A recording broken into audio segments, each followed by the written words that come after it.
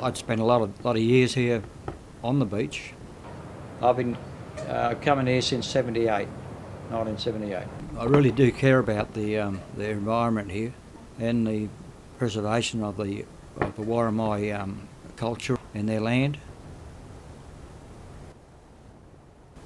You can see what was happening, and over the years since I've been here, we've probably lost about 1 kilometre of beach. It's just eaten away and eaten away, and in the last 12 months with the big storms that we've had, it just took a lot more of it away.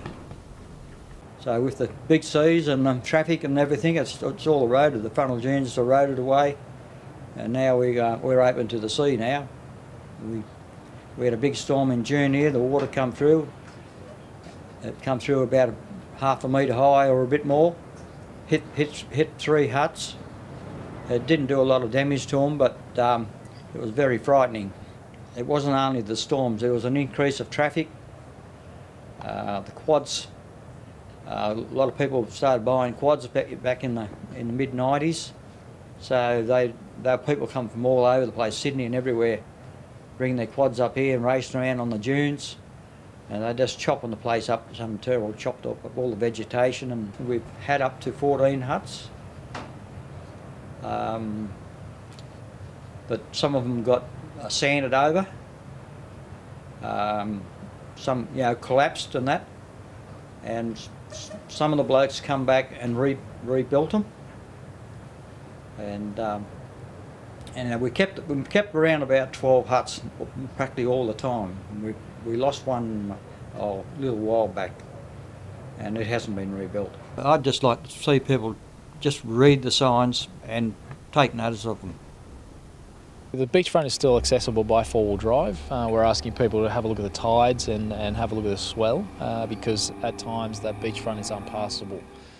If the beachfront isn't passable by 4-wheel drive and there's water hitting the frontal dune, don't attempt to breach behind the frontal dune or drive over the vegetated areas, but stop and trace your tracks back out through the exit in which you came.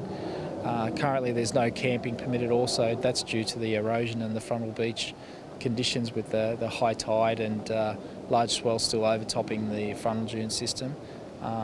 Camping will be identified in the plan of management, which will be coming out in draft form sometime before the end of this year. In order to protect the sites that are exposed in the recreational vehicle area, the Board of Management identified that the best procedure was to actually bollard and cable the areas off that were exposed. This vandalism that's happened has been deliberate. There's been movement of the bollard and cable, significant effort to get inside the bollarded area to cause this destruction. So it's very disturbing to a lot of the traditional owners to see deliberate destruction of a significant site such as this.